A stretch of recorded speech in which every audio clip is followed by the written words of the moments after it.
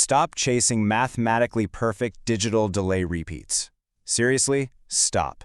Your pristine, high-resolution digital cloning is exactly what is destroying your mixes. Listen, your live mixes and studio tracks don't sound unmanageable because your playing is sloppy.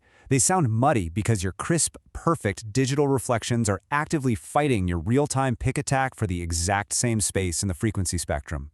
You're literally engineering your own failure by refusing to understand the physics of acoustic space. I see the internet forums constantly claiming that true digital delays are superior because they're clean, giving you full clarity of repetitions that supposedly cut through a mix. Look, that's amateur hour. This one-to-one mathematical copying perfectly duplicates 100% of your high-frequency attack. It creates a brutal, transient collision between the original note and the echo. And what happens next? You're forced to turn the mix knob down to compensate, right until the effect essentially disappears into this washed-out, indistinct blur. To fix your broken audio, we have to strip away this high-resolution digital sheen. We need to look at the raw guts and the physical engineering limitations of vintage Bucket Brigade devices and magnetic tape loops. These analog systems absolutely didn't have the luxury of pristine sampling rates, and honestly, that physical limitation is exactly why they worked so incredibly well. Vintage gear naturally solved these transient collisions through a process of physical signal degradation. Diagnostically speaking, we call this the reverse bleed effect.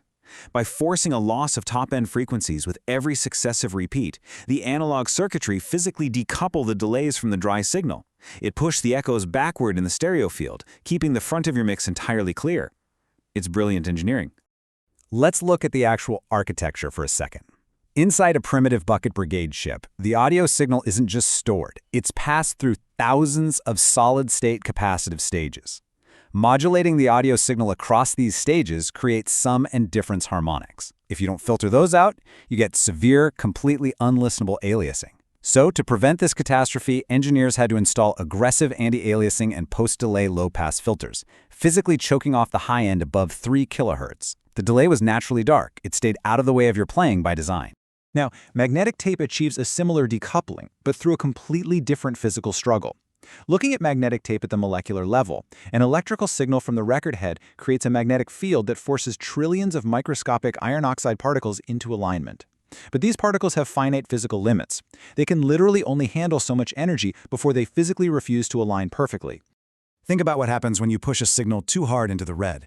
When a digital peak hits 0 dB, it hits a concrete ceiling. It squares off instantly, creating fatiguing, dissonant, hard clipping. It's punishing to the human ear. Magnetic tape, however, acts as a rubber ceiling. It absorbs the physical impact of the signal, performing a soft clipping that gently rounds over the harsh transients.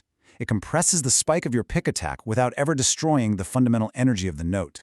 Furthermore, tape naturally attenuates high frequencies through physical phenomena known as spacing loss and self-erasure. As frequencies get higher and wavelengths get shorter, the positive and negative magnetic prints on the tape get packed so tightly together that they literally begin to erase each other. This high-frequency loss physically pushes the echo further back into the shadows of the mix with every single rotation of the tape loop. Then there's hysteresis. This is the lag, the actual physical memory of the magnetic particles as they literally struggle to change state. This creates what professionals call glue.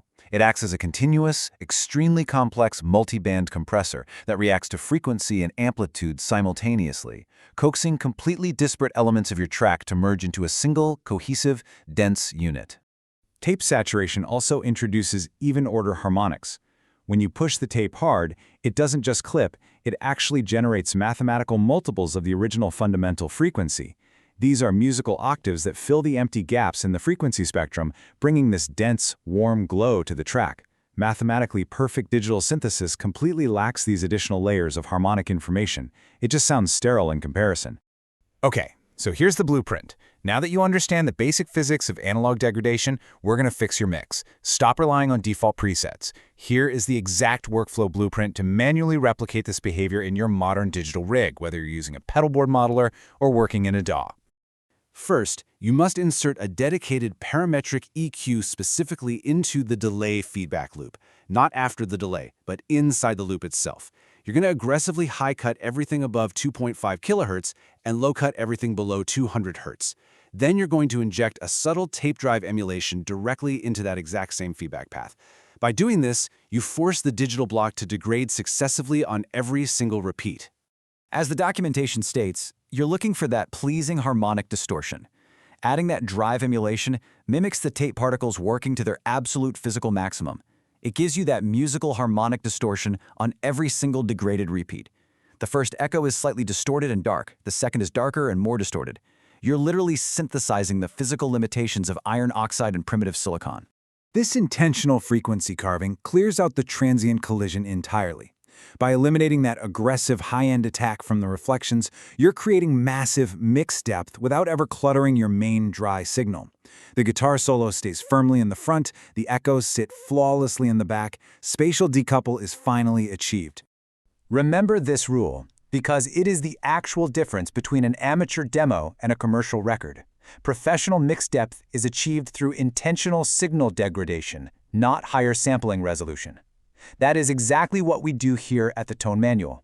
We don't chase the highest numbers. We chase the physics of human hearing. So, time to state your case. Head down to the comments right now. Are you still stubbornly relying on perfectly clean, pristine digital delays that completely wash out your mix? Or are you actually acting like a professional and manually degrading your feedback loops to sit properly in a track? Let the digital modeler purists and the vintage analog collectors fight it out below. See you on the next explainer.